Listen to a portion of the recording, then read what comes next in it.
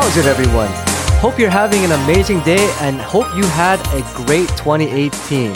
Welcome to How's It Cousins, the podcast where we take a look at the unique people of the world and the interesting things that they do. We talk about them, we can relate to them, and hopefully we help you relate to them as well. Today, to celebrate the end of 2018, as by the time you guys listen to this, 2019 should have already rolled in. We're going to take a look at one of the biggest phenomenons of the year, and even more so, one of the biggest personalities that was showcased with this phenomenon. Now, I'm sure all of our listeners, because of who you are, and if you're finding us, you must know what this is, can relate to Fortnite, the game. So we want to talk about Fortnite, even though we don't know that much about it, but I think we know enough. And more so, we want to highlight the face of Fortnite, Tyler Ninja Blevins. How's it, Chris? Are you talking about Ninja? Yo, I'm down to talk about Ninja. Let's do this. Aloha, Alvin. Thanks for jumping in to the final podcast of 2018. Yeah, man, I'm always down to talk to you. It's always fun. So yeah, let's do it. All right, before we jump into the show, I want to remind everyone that we are part of the Housing Network. If you want to see more of us, you can check us out at housingnetwork.com. If you like what you're hearing, you can listen to more of our episodes on all the popular podcast services, including Apple Podcasts, Google Play, Spotify, Stitcher, anything you like. Follow us on social media at Housing Network, Facebook, Twitter, Instagram. If you check us out there, you'll always keep up to date with what we're doing. Alvin, you got anything you want to plug? Yes, my name is Aloha Alvin, and you can find more of me at alohaan.com.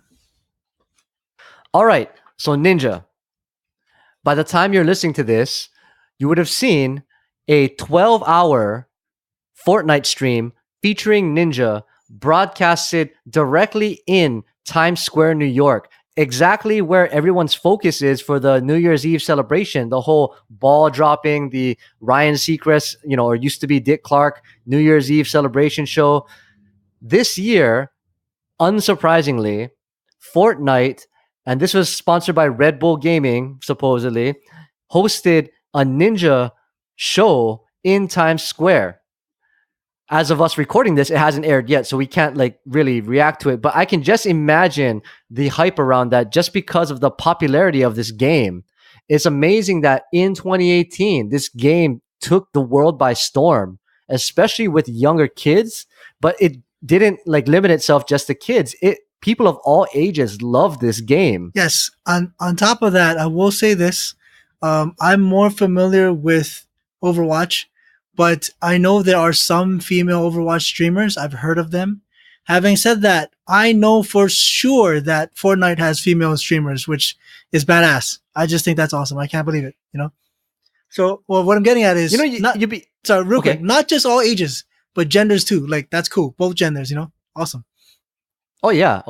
Actually, you'd be surprised how many, the gender rules don't really apply to a lot of streaming. Oh, nice. Okay. I mean, yes, it is predominantly male. If you went onto Twitch and looked up any random gay, it would be predominantly male. But there are a lot of female streamers just in general on various games. Oh, okay, cool. What's funny about Fortnite, and are you familiar with this, Alvin, that Fortnite actually started as a copy, or at least, the Fortnite Battle Royale, which is the famous and most popular mode of Fortnite, was actually a copycat, which released last year in 2017 at the very end of the year.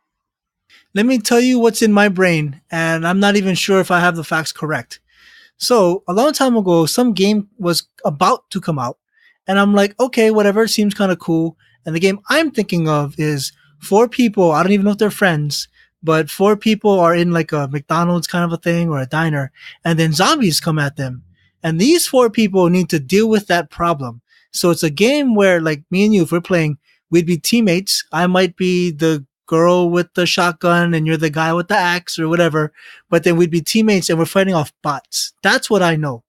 Then later on, to my knowledge, that was called Fortnite or something like that. Then I hear about this thing we now just call Fortnite. And that was later. So to use Alvin terms, it'd be like this. We're playing a game. It's Super Mario Brothers. Cool. I like jumping over lava, fun stuff. And then Mario Kart comes out, totally different thing. But then Mario Kart blows up. That's kind of how this feels to me. the same character models existed in the 4-person diner thing, as well as they do in the Battle Royale thing. But it was never, to my knowledge, the Battle Royale thing didn't even exist when they talked about the initial game. Yes, you're correct. Okay. So Fortnite's initial mode was called Save the World, and I don't know if it was Oh, 4-player or anything like that. I'm not familiar with Save the World mode. It actually was released previously, and it was a paid game. It wasn't free. yes, correct. Yes. But Yes. 2017 was the release of the open beta, or we'll say the early release access for PlayerUnknown's Battlegrounds, which was based on Arma H1Z1, one of those survival type games. Yep. Yep. So, single dude who did Arma and H1Z1 mods, he makes PlayerUnknown's Battlegrounds. He is PlayerUnknown is his tag, Okay. right? And that's how you get the 100 people on an island, and the area that you're allowed to survive in shrinks and shrinks and shrinks. And eventually, it's last man standing. It was very Yes. similar to the Japanese movie Battle Royale. That's where the idea came from. Okay. Okay. Also similar to the Hunger Games. Okay. So you mentioned essentially game A, then game B. So a lot of people like to say Overwatch is, it's trash. It's in the dumpster. Blah blah blah. As an Overwatch player, I will say I don't know. I enjoy it. Like people always be hating, right? That's how that works. However, there is something that comes up, and the argument is, what if Overwatch had a battle royale mode? I don't know how I feel about that. That would not feel right, or I mean, not feel right, but it wouldn't feel like Overwatch. So it would be interesting if that ever came to Overwatch, because that was something they were saying, like, because Blizzard is even saying these days, like they're trying new stuff. I'm gonna not get into the new stuff they recently announced because there was a lot of anger there. But yeah, I don't know how I feel about that. So hey, listeners, whatever you feel, like if you're a battle royale fan, do you think it works for Overwatch, or AKA would you want battle royale in every game? Because I feel like a lot of people are trying to do that, cash in on what Fortnite does. It's not that easy though. Everyone's trying to. Yes. Everyone's trying to. PUBG, PlayerUnknown's Battlegrounds, started off, and it was very popular in 2017. Then Epic Games, who is the maker of the Unreal Engine, which all the games run off of. PUBG runs off of Unreal Engine. Tons of games run off of Unreal Engine. They are the developers behind Fortnite, and they literally copied the structure of PUBG, and they weren't shy to admit it either. Oh wow. But Oh, they wow. still had, well, they used the Fortnite assets, and there's still a little bit of difference in there between PUBG and Fortnite. Sure. More so in that Fortnite has the building aspect, and that's kind of the biggest thing that differentiates it amongst other shooters, is the resource collection and building, because that's a component of the Save the World game, as I understand it.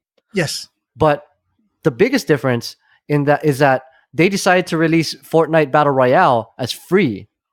So immediately the audience just grew huge.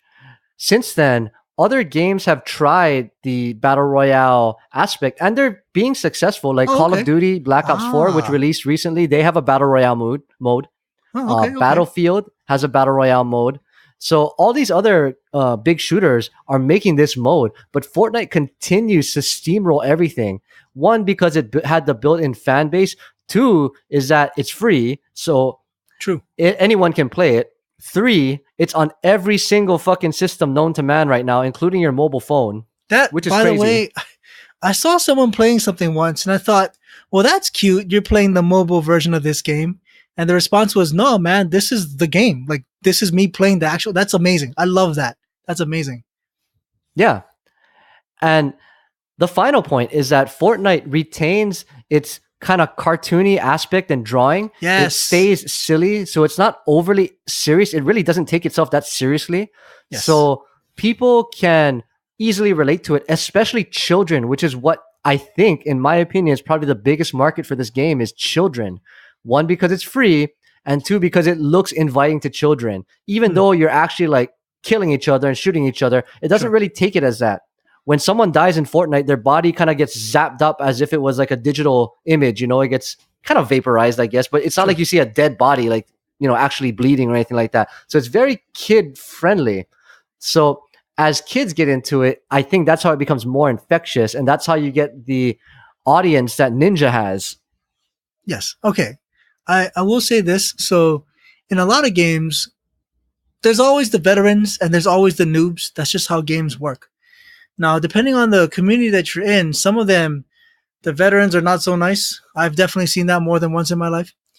And then I remember hearing once, so this is for Magic. Magic, for the record, they actually make it a point to have something called Friday Night Magic. I don't know how friendly it is per se because I've never gone, but the premise is, yo, if you're a noob, hit us up on Friday night and some veterans will be cool with you. And I'm like, interesting. That sounds really nice. The next question is why bother, right? But from a audience point of view, maybe a gamer will question why bother with that. But from a creator point of view, from like the Magic design guys, of course they want new blood. Veterans stop playing after a while. Maybe they get married or they have kids or they go to college. They just stop playing. So there's a goal always to have new incoming blood. That, of course, why wouldn't a developer want that? And that phrasing that you're saying, and I agree, is like Fortnite is kid friendly. Like it really is. And I think that that's something that sometimes other developers, I think, just kind of brush away.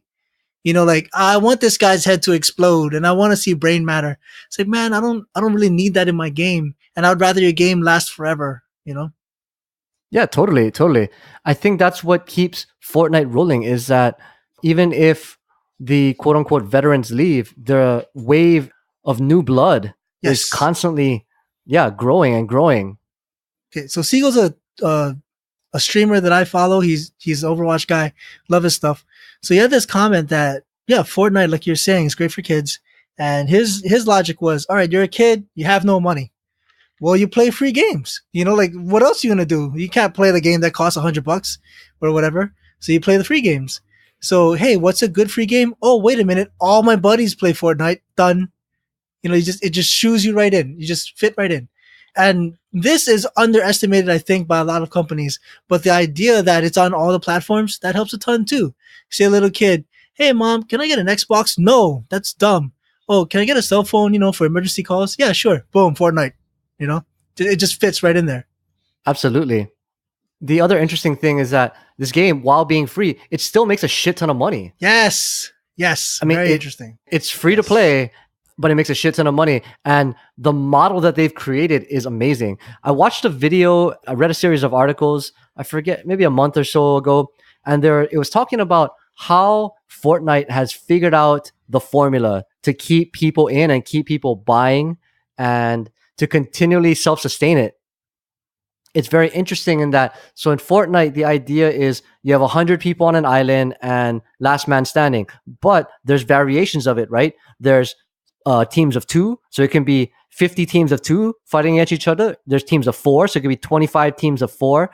There's even 50 versus 50. Interesting. Yeah. So the idea is that as you play, there's two types of Fortnite players. There are those that are trying to jump in and kill as many people as possible and get as many, like we'll say, points as you call it, but that's their adrenaline rush, right? Sure. They're going to kill as many people as possible.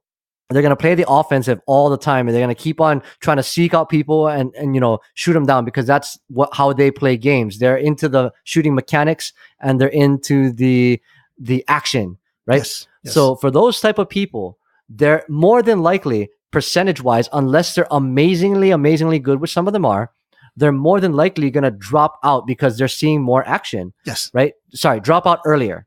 Yes. So let's say you're playing 50 teams of two, and you and your partner are the type to, yes, I'm going to run and gun and go in there and shoot. Well, if you're always looking for action, let's just say you have a 60% win rate, right? More than 40% of the time you're gonna die. Yep. Right. Sure. Which means that of the 50 teams, sometimes you'll be in the top 30, sometimes you'll be in the bottom 10, just because of that percentage rate. Right. You only get one life in Fortnite. Once you die, you're out. Okay, real quick, because I've never really looked into this. If you die, do you just sit there like a jackass and watch, or can you load up to something new? So if you're playing in teams, you can watch through the eyes of your partner, I think. Okay. Or you can just jump out. Most times guys just jump out and just jump into another game unless they're playing with a specific team. Yeah, Okay. you just jump right out. You don't have to watch the whole game. The reason why I say that is on Smash Brothers, there's two ways to play. You play with lives. So if you have 9 lives and you die 8 times, get ready, you're about to be gone. Or you can play by time. You can die an infinite number of times, but you just, until 10 minutes hits up, you just keep playing. So me and my friends, we always play time because, well, I tell them, who wants to be the jackass sitting on the side? Why don't you want to play more, So knowing that about Fortnite, instantly that speaks to me. See, that's interesting. Yep. Exactly. So, point I'm trying to make. So there's the run and gunners, right? Most of the time, if they're really good, they'll get, they'll rank in the high, amount of teams. If they're average at best, they could be anywhere from the top to the bottom. But if they're in the bottom, who cares for them? Because they're going to jump into another game and go run and gun some more. Doesn't Correct. really matter. Correct. Right? Now, the other type of Fortnite player in general are the ones that try to survive. So they're going to try to run away and hide for most of the match and survive as long as possible so they can do as little killing as possible but rank high. Yes. So given that in a standard distribution, let's just say it's 50-50. I don't know if it is or not. Let's just say on average, your pool of 100 players, it's half-half of the two types. Okay. In general, the guys that are trying to seek out action, sometimes they'll make it high, sometimes they won't. Either way, they don't care. They had a great time because that's what they're going for, is a shooting action, and they can jump right back in and do it again. The guys that survive and try to avoid the action are more than likely going to survive till later in the game because that's their goal. They're running away constantly. They're not trying to kill anybody. They're not trying to seek out people to kill. Right. So more than not, they're actually going to be in the top 20% of teams or top 30% of teams or top 30% of individuals, either way, right? So at the end, when they finally do die, it tells you, oh, you placed 10th out of 50 teams or whatever it may be. Right. So you constantly feel good about yourself no matter which outcome happens. It's just the way the game is. And because you spread it across 50 or 100 players, you're constantly feeling good. It's not like you're just playing a game to where you just die, and you get pissed off about it. Because if you're the type to try to avoid death, you're going to play in such a way such that you avoid death. And more often than not, you'll do well or do decently well enough to where you feel good about yourself. Interesting. If you're the type who doesn't care about dying and just wants to kill, it doesn't matter where you finish and you're going to get your action, jump right back in, get your action. It caters to both types of players in equal ways. And at no time do you feel like, oh, this game sucks. I'm just, I'm not having fun with it. Either way, you're having fun with it. Okay. I got to say this because what you're describing, I think of something else for everyone having fun. Okay. So let's say, let's just go with Mario in the old days. I like Mario. Mario looks cool. I like these overalls and I like his hat. That's my style. And then one day I see, let's just say golden Mario, whatever. Oh, he's all gold. Oh shit. Well, what happens now? Well, whatever, forget about the abilities. I care only about how cool he looks. So gold is cool. Okay. Wow. What other colors are there? Dude, two. That's it. The main one and the gold one. Oh, right. And it's kind of sad. Because some people care about how their character looks. Like, it's ridiculous how much they care about their look. And then I hear about, because I never followed Fortnite too much, but I hear about it a lot. And then I see these crazy ass skins. Now I'm just gonna throw a number here and you can confirm or not, but I'm sure someone knows. I'm guessing you could look 100 different ways on your character at the minimum in that game, right? Easily. Yeah. You see how badass that is? Okay, okay. On one hand, I like that when I am Master Chief, my enemy is also Master Chief. I don't have to worry about him pulling some kind of weird stuff on me because he's also Master Chief. I kind of like that in a way. But the flip side of that is, and I remember this from the Halo days, we all look the same, like totally the same. What if I want a black cape, or something? What if I want to change my look? Back then it was a problem. I think Halo's a little more generous on that. But again, what is not generous? I love Overwatch. And I would be the first one to say it is nowhere near as customizable as Fortnite. Fortnite's actually silly. It's silly how customizable it is. That's exactly what I'm trying to say, is that that's the entire business model on what you're describing is they make their money entirely on cosmetics because at no point at all can you buy something that makes you more powerful than any other character. Yes. The other half of, as I was describing, the satisfaction system is that Fortnite has a RPG-like experience system, as I understand it. Oh, and no matter where you place or how you do, you're always making progress. And the more progress you make, the closer you are to your next cosmetic or your next, chest of in-game currency to which you can buy more cosmetics. You can pay real money to buy what's called the battle pass, which accelerates your experience gain such that you can get your cosmetics faster. You can, interesting. That's how they get people. And you're right. It's infinitely cosmetic customizable. Yes. And that's what's so cool about it. So you're not just going to look like Master Chief. You're going to look like you, or in this case, maybe you'll look like Ninja if you want to. I wouldn't be Exactly. surprised if there are kids out there that are trying to just progress in Fortnite just to get Ninja costumes or the ones that he uses. Okay, I gotta throw this down out there for people who don't really understand that, because I'm kind of one of them. I personally don't care that much how my guy looks. I care a little, but let me run down a quick story of this. So, there's a Rock Band game, right? That's the one where you all play instruments. It's a band thing. So you get to make your character look a certain way in that game, whatever the one my friend had. And we're all like, whatever, dude, we're just going to play the music. We don't really care. So one day my friend says to us, yo, I made something cool. You guys need to see it. And we're like, whatever, it's just Rock Band. So then it's like, here, watch. And then it loads up. And then we see, when you buy peanuts, there's Mr. Peanut with the monocle and the hat and all that shit. Yeah, he has Mr. Peanut playing the drums. Dude, we lost our shit. We laughed so hard at that. It was just so random, And of course it doesn't make him play the drums better. It's an avatar on screen. But man, that we had that moment where we all laughed, and I'm talking about it today. I won't forget that. His look affected our fun. We had more fun because of it. Solely just looks, and it was still more enjoyable. So it's funny you say that, because part of the whole looking and being individual, I think that plays into the allure of the game. Yes. Because I've heard many people say that when they watch kids, or for example, people with kids, and they see their kids playing Fortnite, the kids aren't in there competitively trying to win. They're there with teams of their friends and just talking online and hanging out. And it's just something to do while they're talking and hanging out and making jokes with each other. It is their version of our AOL Instant Messenger, I think. I get that. With more flair. Yep. So if you remember, AOL Instant Messenger for us back in the day, you had your little icons and things you can put in. Their Fortnite skin is that. It's their avatar in this thing, to where they can just have fun with it. Chris, I'm going to throw this at you, all right? So let's time travel a little bit. So we're talking about AIM, AOL Instant Messenger, okay? So you and your friends, you're chilling and doing stuff, and I'm like, Chris, what is that? And you're like, oh, we're AIM messaging each other. That's cool. I want that. How much is that? Well, it's like $50. Oh, well, fuck, man. I see you in school. I don't need to talk to you over this. Now, of course it didn't cost $50. It was free. Hey, Alvin, if you want to join us on AIM, here's my AIM number, name, whatever.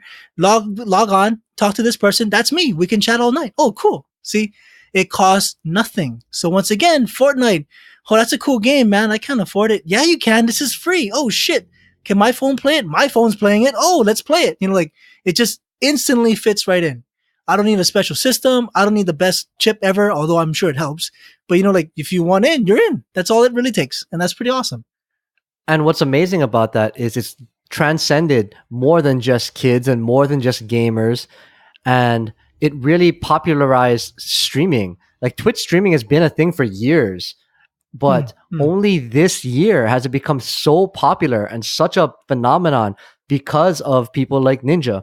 For example, earlier in the year, Ninja was streaming Fortnite. He actually was a professional Halo player back in the day. So his popularity came because of his skill. Sure. In Fortnite.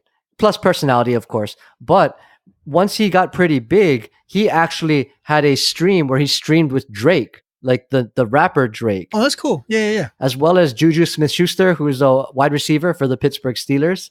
And I think Travis Scott, the drummer. Okay. That's cool. And this was huge because once that got into social media, that they were all playing together, the stream blew up. Like it was, I think as of right now, the most concurrents on Twitch period ever, like in the history of everything. Because now you've got people that are, we'll say, mainstream popular alongside a gamer popular type person, and they're interacting and they're having fun and they're relating to each other, right? Did you know that the guy whose raps you listen to on the radio, no one listens to the fucking radio anymore, listen to on iTunes I sometimes or on listen Spotify. to it. Anyway. I listen to the radio in the car sometimes, it's too. Yeah, anyway. But did you know that he likes to play the same game that you like to play? Kids, did you know that? Oh my God. Imagine the reach of something like that. True. I can see that. Yeah. Okay. I gotta say this. So I have looked up Fortnite money-ish things before, And it's just like, oh, I don't know much about the game. Let me check it out. All right. So right now, what people call a AAA title, I don't even know if that's a real term, but that's what people say. A AAA title comes out to about like $60. I believe Overwatch brand new is 60, but you can get it for 40 or something. I don't know. Sometimes it's on sale. But anyway. It was 60 when it first came out. It sometimes can get up to it again, but yeah, it's almost always on sale nowadays. It's been years, that's why. True. So the reason why I mentioned that is most people, you want to play a game that'll bring you quote unquote a lot of fun. It would cost you about $60. So Fortnite, I pay $0 and I start playing. Now this sounds kind of dumb in a business sense, but and this is the number. So I'm guessing you don't know. So I'm gonna throw this at you. How much do you think the average Fortnite player spends on Fortnite? I've heard actually that it's upwards of like 100 something bucks. It's ridiculous. I mean, like, okay. Here's my logic. All right. Like if it was me, let's say there was a cool parachute thing I can get in that game. All right, $5, sure. Because I have still spent a total of only $5. By being under the $60 mark, I am still quote unquote, doing well as far as the money is concerned with the game. But then for people who spend $61 or $62, I wonder what they think. And clearly there are people who spend $100. And I have to wonder, how does that work for them? But you know what? Screw what I think. I'm sure the developers are like, bruh, this is making a whole crap ton of money. And I forgot the numbers on that too, but like annually, Fortnite it's disgusting. So, hey, good job, everybody. So there's other ways to think about that, right? Because technically a $60 video game has a shelf life of the number of hours it takes you to do everything in that video game. Okay, right? okay. Sometimes you'll get downloadable content that's free and kind of updates the game. Other times there's DLC that you have to pay for that extend the experience, but there's still a finite amount of hours until which you've done every single thing in that game. There is an exception when it comes to the online competitive games like Call of Duty and things like that. So, because technically you can endlessly challenge other people in theory. The thing about a game like Fortnite is that it makes its money in its constant updates. I think right now we're on season 7. Okay. And every single quote unquote season, which lasts, I don't know how a month or 2, 3 months, I don't know, whatever it is, right? You can re-up into your battle pass. And every season they add new skins, they change the map, they add new things, they add new everything. And there's more levels you can gain and you can re-up again. So that's how people continue to pay for it. The barrier's low because you paid nothing to get in, but every incremental time it increases, it's not that much more. In fact, I think it's only like $10. Interesting. Something like that. It's a low enough amount to where when it comes up again in a few months, you're like, oh, okay, like that's not too bad. Like I can pay that again. Interesting. Similar to, I'll make the World of Warcraft comparison, right? Yes, to where World of Warcraft, you got to buy into the game, but you also have to pay a monthly fee for the continued enjoyment of the game. Now, granted, a game like that continuously updates itself too. So paying into the content means you'll always have new things to do in theory because they have an update schedule and such. That's the difference if you ask me. I have a question for you. I'm pretty sure in WoW, if I don't get Wrath of the Lich King, I cannot go to Northrend, aka the special island that comes with the expansion. In Fortnite, do you know if I could fight you in the new place? Like if we're playing? Yes, you can. Oh, interesting. Fortnite I figured they'd lock you out. No, it's infinitely accessible. There's only one map for the Battle Royale. For Battle Royale, there's only one map. So all it means is that you don't have access to the new skins or the new cosmetics. Oh, okay, yeah. So that's what I always understood, but I wasn't sure. When you said Battle Pass, you can always play with each other. Oh, interesting. The Battle Pass just lets you gain experience faster, gives you more stuff, more, shinies to do, that kind of thing. Fascinating. But every season you can re-up it. Anyway, that's how this model is so interesting. And I think obviously the proof is in the pudding, right? That's why it's worked so well. Yes. I will say this. I am an Overwatch fan and I'm about to shit on Overwatch, which sounds terrible, but I am a huge fan of Overwatch. That's the only game I really play. So here's an example. In December-ish times, like November, December, whatever, they have Christmas stuff, which is cool. The characters can wear a Christmas hat, that kind of thing. So that happens clearly once a year. And because the developers are swamped or whatever the reasoning is, in Christmas, I already know what's going to happen. It's going to be characters wearing Christmas hats, that kind of stuff. Like you can kind of guess already what's happening. Now, I'm cool with it because I don't care that much about it, but I know other people are super angry. Every Christmas, we need new stuff. Shame on you for not giving us new stuff constantly. And again, I'm like, well, first of all, I don't like that kind of talk towards the developers. I'm sure they're working on stuff. But second of all, in Fortnite, that's never a complaint, it seems. It seems they always get new stuff, which is pretty cool. I can say definitely I know some players who are just straight up jealous of that. Part of me wonders, like, what is the Fortnite game plan, right? Like, here's what I mean. I think it was DOA 5, but there's a game called Dead or Alive, and it was funny because that game was called Last Round, aka like after this we're done. So they made new costumes for the fighters, then they made new costumes again and new costumes again, and literally one fighter might have like 30 or 40 costumes or something. But you know what? Someone was supporting it and it kept coming out. But the game stayed alive, you know? But the flip side of that is, when's DOA 6, which I think is finally happening. But the reason why I mention all that is I wonder if Fortnite, the sequel, is ever going to be a thing. Given its ridiculous success, I would see no reason for there to be one. I don't think so either. I've never heard any type of long-term plan on what they want to do, but as long as it remains popular, as long as people continue to stream it and enjoy it, it's the whole games as a service thought, right? And that as Yes. long as your game is infinitely replayable, there's no real need to update it until we have like major hardware revisions to where you Oh, could get interesting. way better fidelity on graphics. Like for example, the next PlayStation that can, or the next Xbox, Right, right, then right. maybe, and there would have to be a point to where a majority of the market has that access to that type of hardware to where they could make a Fortnite 2 that would take advantage of that. But other than that, Fortnite plays on everything from, the highest end PCs to your mobile phone. So there's not really a need to. I think the accessibility is what they're going for. So if anything, they would probably continue to update in the way that they're updating and push it out because people are paying for it in that model. I think they're probably not going to change unless the market necessitates it. So the phrasing my friends used to say was that World of Warcraft, WoW can run on a toaster, like, or WoW can run on a potato with a battery. So of course the joke is that there's settings you can set to make the game run. And having said that, WoW is huge. I don't know if it's still, what? WoW on a shitty month, I'm sure still blows away all kinds of stuff. So anyway, WoW is huge. Fortnite seemingly can also run on anything, which is amazing. And they both can run on anything and are huge. Like I don't think that's a coincidence. Once again, right? The accessibility to people who don't have high end PCs. So genius move. That's very different though. Two completely different comparisons. You're right. WoW can run on a toaster, but WoW can only run on a toaster PC. Ooh, good point. Good WoW point. doesn't That is a play. good point. WoW doesn't play on the PlayStation or Switch or Xbox or phone.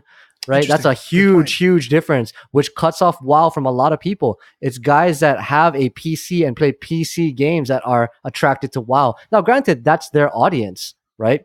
But Yes, true. Fortnite is way further reaching than that. So I got to go back to Mark Rosewater and Magic, and he was saying like, "Hey, veterans, be nice to the new people. We need them. They keep the game alive. All that good stuff." Now, if I was playing a game, just any game that's a big name game on a console or a high end PC, if I was playing that game, and then I were to later on play the mobile version, a lot of people would be like, "Well, you're playing the shitty version. Just you're a loser. You're playing the loser version." And first of all, why do that? Okay. Anyway, second of all, whether or not it is the worst version, it is absolutely a different version. That's absolutely true. If your keyboard has 26 letters plus 10 numbers, instantly it's more buttons than some setups. The reason why I say all that is Fortnite. Oh, I played on my phone, and then nothing happens. No one shits on that guy. Like it just works. It's okay.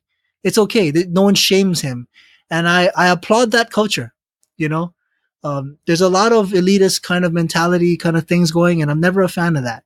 So I applaud that. That's pretty cool to me. So yeah, I think that's what keeps it going, and also what keeps it being the most streamed game on Twitch, as far as I know. Ninja being the most popular streamer, he plays on PC. Cool. Cool. Interestingly enough, the match he played with Drake and those other celebrities, those guys play on PS4, and that's been kind of a big thing throughout the year. In that, you're right, no one shits on the phone player, but that's because the phone player in general gets paired up against other phone players. Oh, that's nice. That is nice. in general. Okay. Now, there are some exceptions to that, and I don't know all the technicalities. Ninja plays on Hmm. PC, and there are many that say that if you play a shooter on mouse and keyboard, you will automatically beat out anyone playing on other platforms just because I've of heard the that before. Yep. accuracy and reaction time of mouse and keyboard. I Yes. don't play shooter games very much. I was never good at Counter Strike, which was the last real big mouse and keyboard shooter that I played. Hmm. Hmm. But that's a big difference in that you don't shit on it because in general you're still competitive. Another part of the formula that they keep going with to where people can continually keeping feeling good about themselves. Definitely. Definitely. You know what? I gotta mention this because we're talking about like the formula and stuff. So I did not want to play Overwatch until I heard these words, and the statement was made: "You will never ever gain an advantage by spending money on Overwatch ever." So I'm like, done. Now I'm cool with it because some games, like, okay, if I am playing Ryu and you're playing Ryu, my punch should do the exact same amount as yours. That's the only way it works in my head. And the funny thing is, even if I had the advantage and my punch, or in this case, my bullets were doing more damage, I wouldn't care anymore. It would instantly not be fun for me. Like, I like knowing that everyone's on the same level. The reason why I say all that is Overwatch does have something called loot boxes, essentially like Magic the Gathering card playing packs, or whatever. Overwatch, for the most part, denies you the ability to buy what you want. You buy the random chance of opening what you want. And that's a huge turnoff to me. And for me, I just earn packs by playing. I don't even bother. I don't care about getting the loot boxes because it's so frustrating. I can't. But some people, they literally spend $50 and they don't get the Christmas skin during the Christmas event, and then they're upset about it. Now, the appropriate response to that is, "Hey, man, you bought 50 chances to open it. You didn't buy it." So some players would say, "Bruh, sell it to me for $10. I'll hand you $10 right now to get the thing that I want. I don't want to deal with that other stuff." Now, for the most part, Overwatch doesn't have that. Although they recently did have something like that. One of the healers, she's a woman. She keeps everyone alive via healing.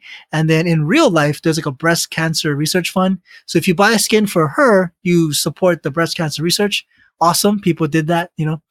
But in general, anything you want in Overwatch, you got to open it by random chance. So Fortnite, it seems, is totally not that. And I know for sure of people who do not like the Overwatch system and would prefer the buy it as you see it system.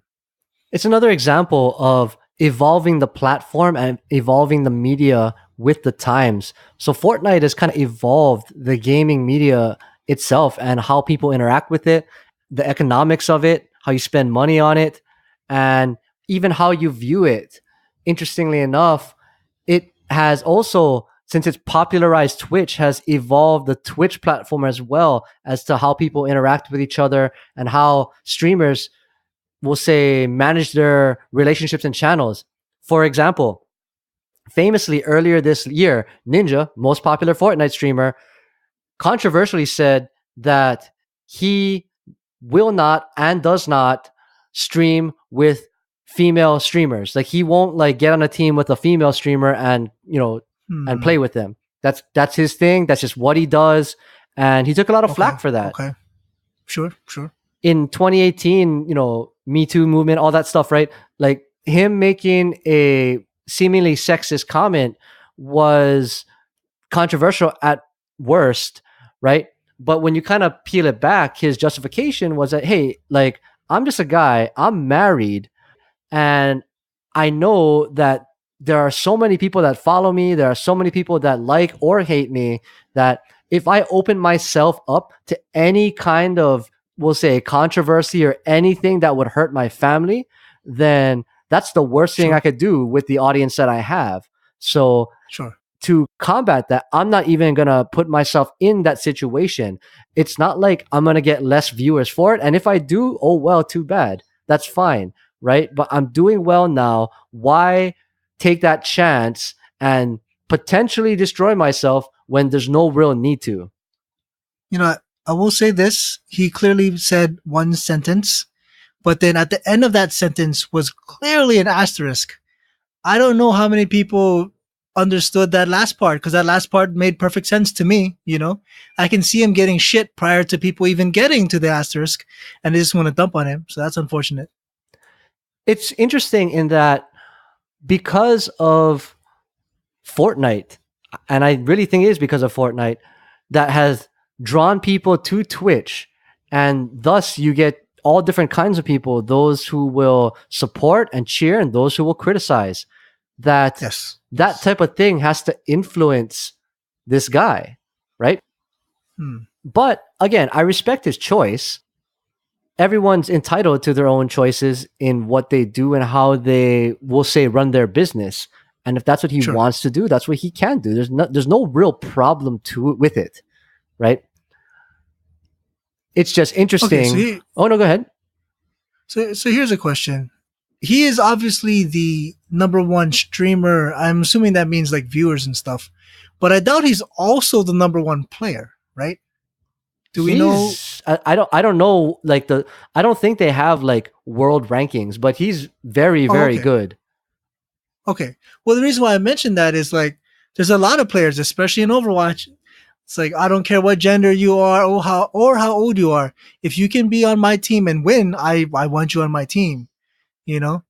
So it would be interesting, like if he also turned down a girl or a woman who is extremely good, then I'd be like, yeah, I get it, man. I get where you're coming from. Keep the marriage happy. Makes sense. Again, as far as I know, he does, because there are Okay, amazing female players out there, totally. Yeah, yeah, and yeah. this is Okay, just okay. his rule. It's just his thing. Another interesting thing is that he got a lot of shit throughout the year because over time, as he became more popular, he actually changed his, we'll say, style. Like, for example, he took a lot of flack for because he don't swear anymore on his streams. Oh wow, oh wow, oh wow, Yeah.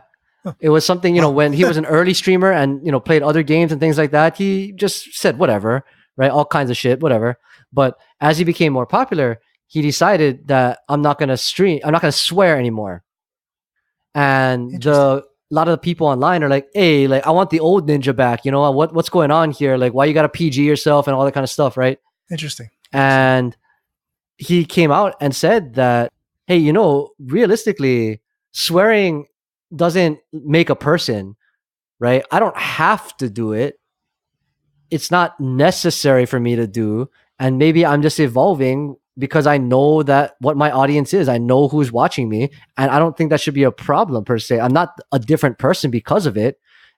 There's Right, no right. need to have to swear. Okay, I gotta say this. So, Piers Anthony, one of my favorite authors, he writes stuff about a place called Xanth, and in it there's like dragons and spells and stuff like that. That's exactly what Xanth is.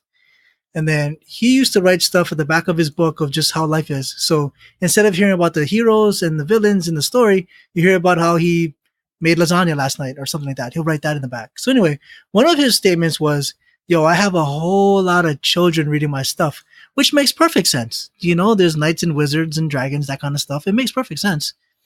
So then he also said, by the way, I'm a writer. I write a lot of stuff. I've written erotica before. I've done that. And then he says, but I had never ever put it under Piers Anthony ever because I don't want some little kid picking up a Zank novel, then picking up the other stuff, thinking this must be a Zank novel as well. And that's just responsible. And I applaud him for it. I don't know if he lost any readers because of it, because, I wouldn't recognize the second name. I wouldn't know who that is. But in his case, he made that choice and I applaud him. That's pretty cool. Yeah, I mean, it's another sign of evolving with your market, right? It's understanding what's out there and understanding who your audience is and what you have to do as a result. We can't forget that in the end, this is how these guys make their living, right? Yes. True. True. So, not Yes. to say that they're disingenuous, right?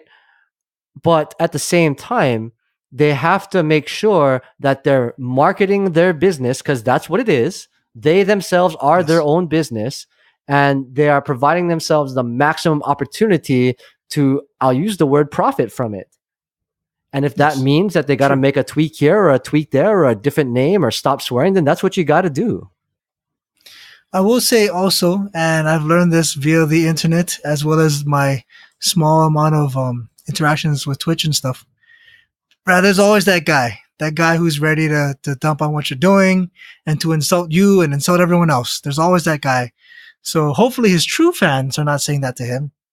And instead it's just a troublemaker, you know. But who knows? You can't please everybody, you know? Exactly. Having done some Twitch streams myself, twitch.tv/House Network, check it all out. You'll find that in general, most people are pretty nice. But once you kind of, we'll say, macro it out, you know, once you get, I'm sure, into like the thousands and thousands, you're going to have it, as you described, the toxic few. Yes, yes. So, and it's hard to say. I was going to say the problem with that too is that, okay, so this is from a graduation thing I went to. This was years back, but you know, person A graduates, yay, you know, person B graduates, and then they just name each person. But then one person graduates, clearly he's the friend of noisy people. Man, it's so noisy in that one corner, but it's only like 5 guys. But hey, they're cheering on their buddy, good for them. You know, but what I'm getting at is they're super loud. So it sure seems like a lot of people, but it's just a couple of loud people. So yeah, in that same sense, people who are saying that swearing thing, you know what? I swear myself. I know people who swear. But if someone said to me, Alvin, I'm going to stop swearing, I'm not going to dump on him. Whatever, you know, that's your choice. It's fine. It doesn't bother me. Exactly. It's always they call it the vocal minority, right? Yes. That seems to have an effect on people and things when really the silent majority, the other half, is really the largest support core of what's going on. And that's kind of a note to anyone listening out there, is that don't let that vocal minority really affect you, man. Like if you got your thing and you believe in it and you have a support team that believes in you, then fuck the rest, man. Don't let the vocal minority get to you. It's not worth wasting your time over. I'm sure that guys like Ninja, who are huge, understand that exists and kind of put what he has to say out there. Like, yeah, I'm not swearing no more. And then that's it. It's one of those things. And these 2 stories that I'm sharing, they were both things that came, and when they dropped, they were huge. But in the end, it kind of just mulls over, right? It wasn't so damaging that a couple of these things destroyed him or anything like that. Did he lose some? Maybe. But if you just keep pushing forward, you can always get past those small things. And really, they are small. True. You know, I want to turn it back a little bit to, so sometimes I'm at a mall and I see a GameStop. I don't always go in, but I look at what's up because why not? You know, I'm just passing by a store. And I remember seeing there was a Fortnite something. Okay, let's clarify. There was something, I didn't know what it was. And it was just characters doing cool poses, you know, like Charlie's Angels or Ginyu Force. I'm like, oh, whatever. And then I realized later it was Fortnite. And because, to my knowledge, Fortnite does not introduce new characters or new weapons per se, I'm pretty sure that was an ad solely for skins. And all I can say to that is, man, that's amazing. You know, I feel like there's a lot of people who make skins who don't get the same kind of love. But in Fortnite, people just agree skins are cool and it's okay to like them. And that's really nice. Bro, so you bring that up, and that's the other thing that I forgot to mention earlier. The other thing besides skins that people get in Fortnite and buy with real money is dances. The ridiculous dances. Right. Yeah, that's a thing on the internet, right? Like fucking little kids doing the Fortnite dance. NFL players scoring touchdowns and doing the Fortnite dance. Juju Smith-Schuster, who I mentioned earlier from the Ninja stream, he frequently does Fortnite dances as touchdown celebrations and other things of that like. Like he did like you know the Dragon Ball fusion, like the 2 guys. He did that as a exactly. So he loves that shit. So it's funny you bring that up. It's funny because recently I read a thing to where there are lots of guys suing Epic Games for quote unquote plagiarizing and taking their dance moves and putting them into Fortnite. Like Carlton, the actor that played Carlton in Fresh Prince, suing Epic Games because the dance in Fortnite is called quote unquote fresh, and it's really just a reimagining of the Carlton dance that we all know. There's a couple more. I think they call him Backpack Kid. There's another one. Okay, I don't know exactly, and I think he's suing for flossing.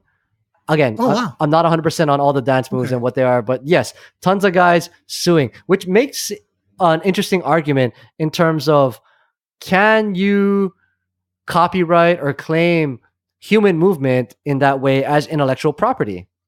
There are those arguments online that say you cannot, that indiscrete movements of the human body cannot be copyrighted per se. But there's the other argument in that, for example, the Carlton, right, was made famous on a show, right? So now, does Will Smith get part of that? He's kind of the producer, right? Like, what? Makes all that up. I gotta mention this. Okay, so this is from Street Fighter. Okay, so Ryu, normal, white gi, red hairband. That's what he does all the time. Then there's people who make skins for fun. So like, okay, first character that comes to mind, Deadpool, right? So there's a way, I don't know how, where you can hack into the game and make it so that Ryu has a red mask with a red chest. He looks like Deadpool. Then on that point, I will say they are shockingly nice. Like, Capcom needs to hire these people. It's ridiculous. Okay, so anyway, there's a guy, I guess he's known for that. He's really good at it. He'll make Kame look like Samus from Metroid. Amazing stuff. So that keeps happening, and it's just for fun. And if you want to download it, go ahead, download it and enjoy. No problem. But one day, one of those guys, which may or may not be the guy I'm thinking of, but someone said, hey, yo, guys, come to my website. You pay me $5. I'm going to get you this. It'll be great. Like, have Zangief look like the Hulk. Who knows? Fun stuff. Instantly, Capcom crapped all over that. They're like, hell no, we're shutting you down. Here's our lawyers. You do not do this to us. And I remember, like, some fans were like, hey, man, that guy's just, he's just making skins. But the reality is, the moment he started doing that and the moment he started charging for that, it instantly became a different animal. I don't know if it would be okay if Fortnite gave out free dances that look like the Carlton. I don't know if that would be okay. But I'm pretty sure they charge for it. And I know once you start charging, things kind of change. Absolutely. If you read various websites for these publishing companies, the terms of service and things like that, they say very different things. But you're right in that the constant is that you can't make money off of their IP or off of their copyrighted material. But some are even stricter to where you can't even stream it. For example, I don't think you know this, but some of the streams that we did for Extra Life, I got copyright claimed for the Capcom games, which is very interesting. Oh, wow. Yeah. No other games. So I read up on it, and Capcom is notorious for copyright claiming people for stuff online. They don't tell you to take it down. You can't monetize it, though. That being said, other companies like Hasbro, Wizards of the Coast, say go right ahead. So like I've been playing Magic the Gathering Arena and making videos on streams and videos on that. They're like, go right ahead, do what you like. You can't charge an entry fee for the content, but if someone's gonna advertise and you make off that, all you, man. It's pretty well explicitly spelled out in their terms of service. Capcom's is very vague, but from what I read, again, many people have been hit with copyright claims on their videos. So the first person I ever cared about streaming wise, and this was a long time ago, was Max, the guy who does Street Fighter games and other fighting games. He absolutely has Capcom stuff on his channel, so I wonder how that works. The difference is Max is a big streamer, right? And a big content creator. Okay. I'm willing to bet that he's got a lot of deals working with Capcom in order to do his stuff. Interesting. I mean, he gets sponsored videos all the time, right? So I don't know the inner workings, but once you have the okay, you can do whatever you want. But the smaller people, you just get, shit to the bed. I'm pretty sure Max is profitable. Oh, I'm sure. I'm sure for him, it all works, like number-wise. Totally. Well, the flip side, too, is if they were to put a target on him, many, many fans would have angry things to say, but interesting. Interesting segue on that is that these large streamers and large creators, they can bring audiences to games, right? Fortnite was popular before Ninja, technically, but Ninja makes it more popular. More recently, however, Ninja started streaming Final Fantasy XI after his Fortnite streams because back in the day, because that game's pretty old, it came out in 2002, 3, something like that. I don't know. Back in the day, he played Final Fantasy XI. So he was jumping on with his friend and his brother, and they were playing Final Fantasy XI. And everyone in the current 11 community, which is a lot smaller than it used to be, is like, oh my God, like, is this going to mean that they're going to bring back the game? They're going to do something? And the answer is no one knows yet. But it's interesting Right. how someone that big, he decides to play a game on his channel, which is huge. And now like the whole community behind the games, like, oh my God, like now we're going to have our games going to come Interesting. back. They're going to re-update it again. And now it's going to be Interesting. amazing. That's the kind of influence that these guys have, which is crazy. And it's It is because crazy. of Yeah. the reach of online media and social networks. And that really spells what 2018 has been, if you ask me. Okay, wait. I gotta throw this at you because you reminded me of something. So, I play Winston in Overwatch. It doesn't really matter what the deal is, but just to sum it up quick, he's someone who doesn't require aiming because I'm bad at aiming. So anyway, I play Winston. There are like 2 or 3 biggest Winston names on YouTube. And I'm not saying they're the best, but if you're to look up Winston in Overwatch, these names will appear. So one of them is Miro. I don't know how much he plays these days, but another guy, his name is XQC. Now this guy, okay, one, he's hyper. I don't think he could deny that. And two, he swears a lot and he's loud. You know, he's one of those guys, but it's not so bad either. Now, here's the thing though. He made it to Overwatch League, aka like the NFL. It's the biggest league you can be in for Overwatch. And then he got kicked out because he did some bad stuff. I forgot what he did, but one of them was saying really offensive stuff. Like, I guess there was a player who believed in certain things and XQC started dumping on that guy. So anyway, the league was like, yeah, you're done. Get out. We don't want you here anymore. And I think he got back in. But anyway, whatever. Later on, more recently, he's playing. And then he says, hey, you know what? To his stream, you know what, guys? I'm going to not play Overwatch for a little bit. I'm going to play this other game. And I think it was Minecraft. It doesn't matter. So then his fans are like, okay, whatever, right? So he's playing Minecraft. Now, here's the thing. The number of viewers one guy gets is always X. Okay, whatever that is, it's X. And the number of viewers other guys get would be Y. For instance, if all of the Overwatch League is playing a game or whatever, if all the viewers are there, that number would be Y. XQC not playing Overwatch got more viewers than them or something like that. It was crazy. On more than one occasion, that guy got more viewers than other official Overwatch things. And the commentary was made later like, he doesn't even need Overwatch, man. He's that big already. No one even cares. And I'm like, wow, that's crazy. So for Blizzard, now it's a hard call, right? This guy does offensive things. He's out of line in certain ways. But do we want him under our flag because of the viewers? Or do we not because he's offensive? You know, like the ability for Ninja to, in theory, or possibly resurrect the game. Badass, by the way. And then in this case, XQC in the like being able to steal viewers away from Overwatch League. It's a crazy concept when you think about it. Like, I don't think the NFL is worried about me playing pickup football with my boys on a Sunday or something. You know, I don't think they care. See, like, that's what I'm saying. Like, that's how crazy it is. Yeah. I think it's because, though, of once you like a streamer, that's the simplest way to put it, you have a window into this person's life, right? You're sharing True. these moments and memories with them as they play these games, as they experience things in these games.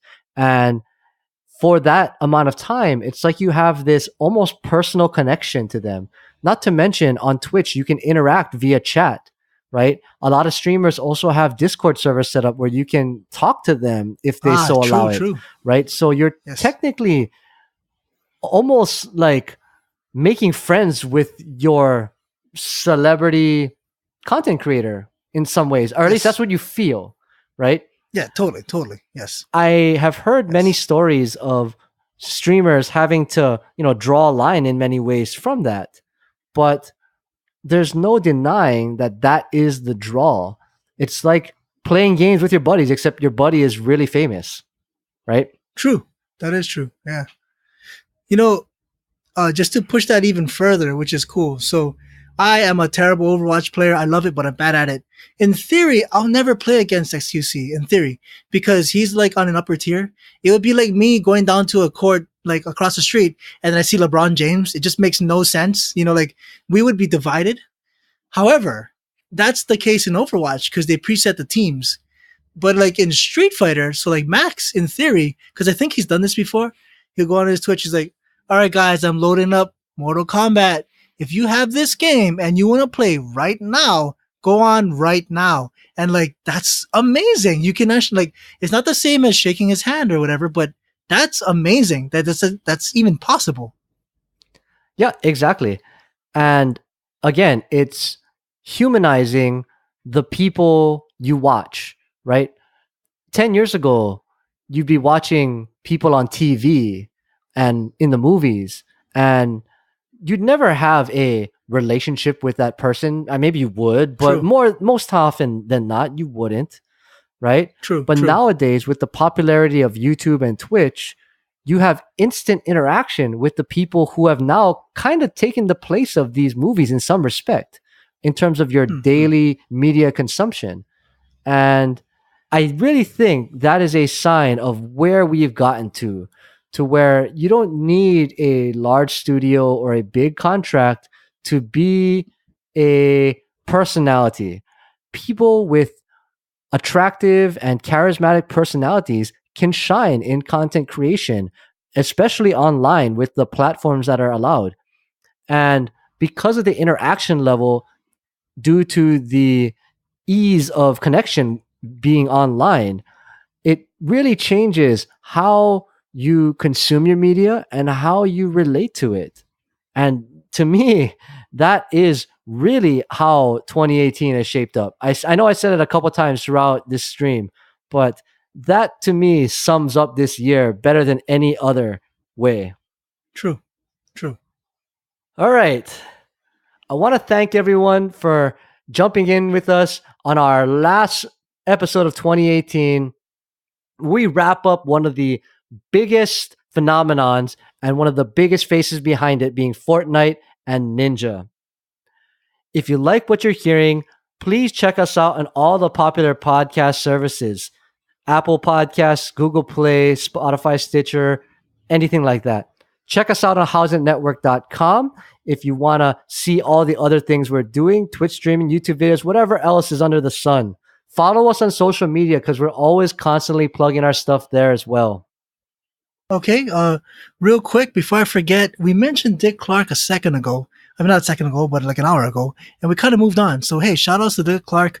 I will say that before I didn't really have plans on New Year's. Spent some New Year's with Chris, good times, but there were many New Year's where I just kind of watched TV, and I was glad Dick Clark was there. So shout outs to Dick Clark. Hello to his family. Good stuff.